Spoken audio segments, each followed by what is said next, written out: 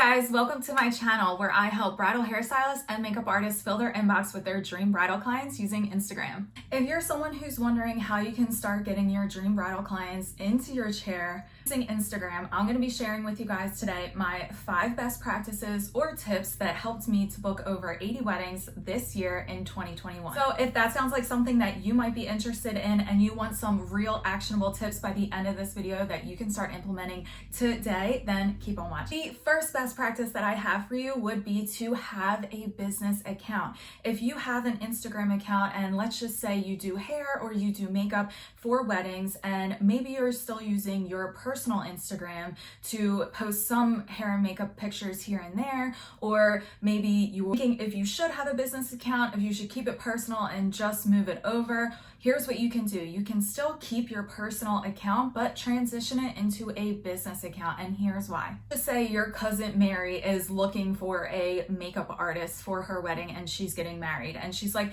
hey, do you know anybody who is a wedding makeup artist that specializes in that? This is the exact look that I'm going for. I'm wondering if you know of anybody. And you're like, going through your friends list and you're thinking, well, I know a few people, yeah, but they kind of are all over the place. You know, this girl, Marissa, she's been posting a lot of bridal hair photos. I know she does hair, so if you need a hairstylist, definitely hit her up. But this girl, Leslie over here, she posts makeup sometimes, but I don't know if she does it full time. I don't know if she's an esthetician. She's just she does lashes, she does facials, she does everything. I'm not sure if she does on location wedding makeup. Boom, right there. You lost a referral client because your page is confusing. So that is one of my best practices that will help you start seeing more bridal clients in your inbox, is just by starting to use your account as a business account. And I know you might be thinking, well, do I need to start from scratch? Should I start a whole new Instagram? That is completely up to you. In my personal opinion, I don't believe you need to totally start from scratch. If you have an Instagram already, maybe just change it into your business account, switching the name, and just start posting your business and letting everyone who is already in your inner circle know that, hey, Leslie over here is a great on location wedding makeup artist and she's showcasing that. So now everybody knows what you're doing. By showing up and having your business account and just keeping it business and showcasing and highlighting all of your work within that one page, it's going to be super clear to anybody who is either on your friends list that's following you or anybody that is inside your circle to know, like, hey, I know exactly what she does. The second best practice that I have for you to start getting more bridal inquiries into your inbox is to have a signature style. So what I noticed for myself when I was just kind of all over the place and didn't really know exactly what my style was for bridal hair. If you know my story, I originally was doing bridal hair and bridal makeup, and I kind of was all over the place. I was doing boho, I was doing glam, I was doing classic, because I thought that's what I needed to do in order to book more weddings for myself. But what ended up happening was I started getting all these different clients who weren't necessarily my dream clients. I was getting all these different kinds of styles, hair, makeup, all the things that I didn't really necessarily know how to do, and I wasn't really an expert in any of them, which led to me not really being known for pretty much anything. It was kind of like, oh yeah, she does hair and makeup, but I didn't have a signature that anyone was like, you have to go to Marissa to get this. I wasn't focusing on really honing in on any one specific skill, such as maybe a glam wave or a particular makeup style, like a glam style or natural makeup or anything like that. I was just all over the place, and I was like, hey, I am open for business. If you need hair, if you need makeup, I am here. Come to me. This was honestly a huge mistake that I made in the beginning of my business, and I don't want you to make it. So instead, what you can do, what I started was I started honing in and figuring out exactly what I like. So if you're someone and you're like, I don't even know where to start for a signature style, I don't even know what that is. A signature style is just something that is unique to you. It could either be your detailing or maybe the finishing that you do with your hairstyles. For makeup, it could be the way that you apply the makeup, or again, the style, the vibe that you go for. It's your secret sauce. So if you're someone who doesn't really know what your signature style is, or you don't really know how to figure out how to find it, or you're just struggling with finding your signature style, make sure you hit the subscribe button, because I'm going to have a whole video dedicated on how to find your signature style. But in the meantime, I want you to ask yourself, what styles do I love to do? What do I want to be known for? And what styles do I not love to create? There are 3 questions that I asked myself when I was trying to define my signature style. And these are the kinds of questions that'll start getting the juices flowing for you to really understand, like, hey, I don't really love creating braided styles. I don't really love doing, classic clean looks. For me, what I found when I was asking myself these questions, I don't really love doing big boho, those styles. They're beautiful, they're amazing, but it's not really my area of expertise. I can do them, but it's not something that gives me joy and lights me up. What lights me up is doing a clean, polished style. I just love that. It lights me on fire. So once I honed in on that and I said, okay, this is the signature style that I want to do. I love clean, classic, those kinds of polished looks. I then decided to update my whole portfolio and really focus in on those kinds of looks, really create that as my signature. So real quick, I'm going to show you guys a picture of what my Instagram used to look like. As you can see, it is all over the place. I was doing everything and anything. I didn't really have a signature style for anything. And again, I was doing hair and makeup. But if we fast forward to today, you can see that I have really niched down and I do love that classic, clean, polished look. It is never too late to update your Instagram profile and start creating the looks that you love to start attracting that client to. Third best practice that I have for you to start getting more bridal inquiries in your inbox using Instagram is to start being consistent on stories. Now, I know you might be like, oh my gosh, Marissa, I don't want to show my face on stories. I don't want to do this on stories. Why do I have to post on stories every day? I hear this all the time from you guys.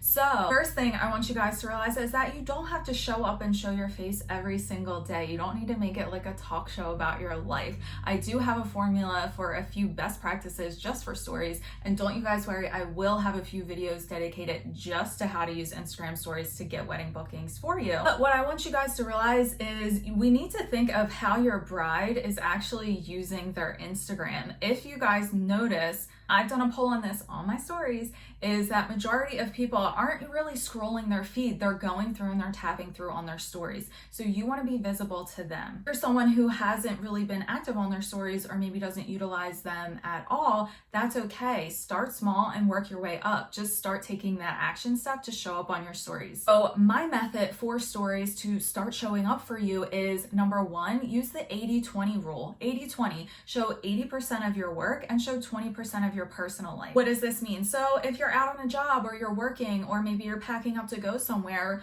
take a quick picture of you packing your kit or the location that you're at. So that way you can show like, hey, I'm working. This is what it's like to work with me.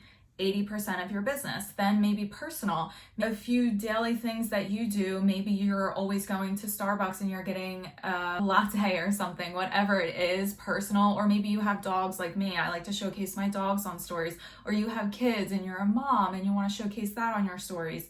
Those little things to start connecting with your audience. The next thing for method is you want to make sure that it is relevant to your niche, to your signature style, to what you do. So if you are a bridal hairstylist like me, I'm going to be posting things on my stories that is relevant to bridal hairstylists or relevant to helping my bride who is looking for a bridal hairstylist. I try to keep things that are relevant to brides and relevant to bridal hairstylists to help. That way people know when they're popping on my stories what they can expect from me. And the third thing in my stories method is to make sure that it's interactive.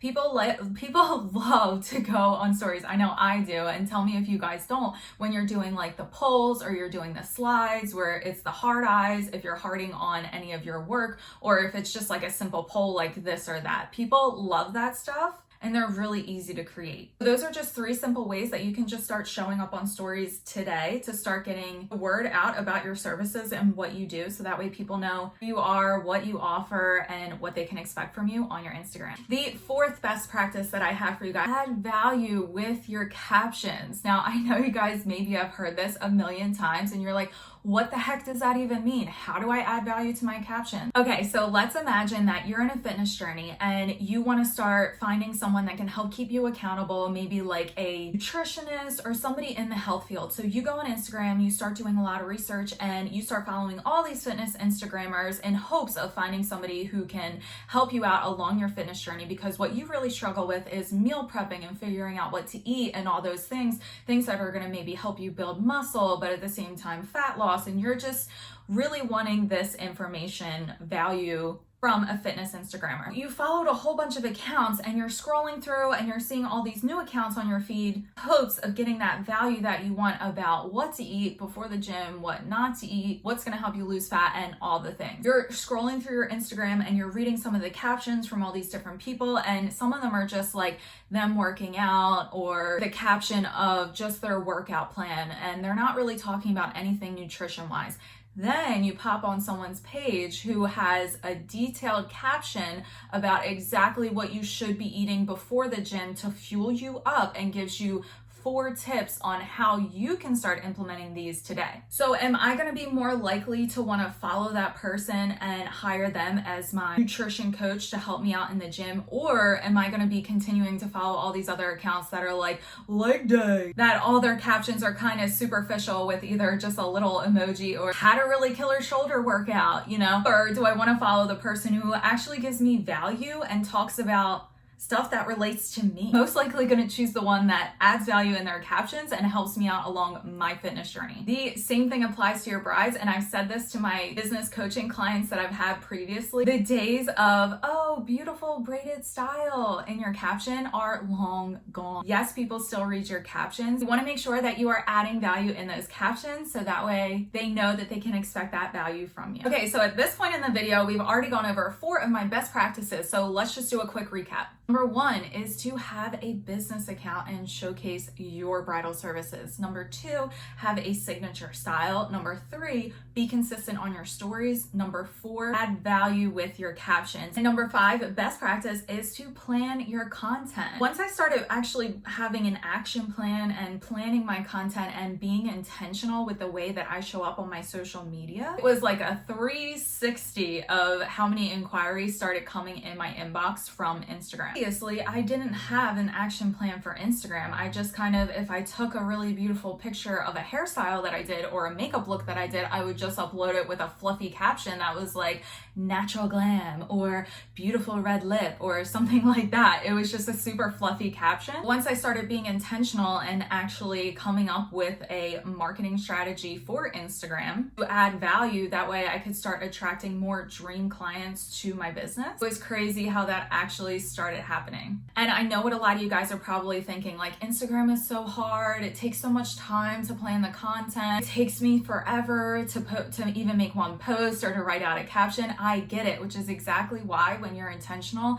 and you show up looking at Instagram as an opportunity to talk about your services for the people that are actually looking for them, will take that overwhelm and that weight off. So once I actually created a workflow and an action plan for my social media, because I know that it's important, I just made it a priority. If you guys are interested on exactly how I plan, batch, and find my content ideas for my Instagram, make sure you hit that subscribe and let me know in the comments if that's something you guys want to see from me. If you're like, Marissa, you know what? I just use Wedding Wire and the Knot for, to get my wedding inquiries. Do you use Wedding Wire and the Knot? Or maybe you're somebody who is new to this business and you hear everybody talking about it and you're like, is it really worth it? Should I sign up for Wedding Wire? Should I sign up for the Knot? How much is it? Is it a good investment for my business?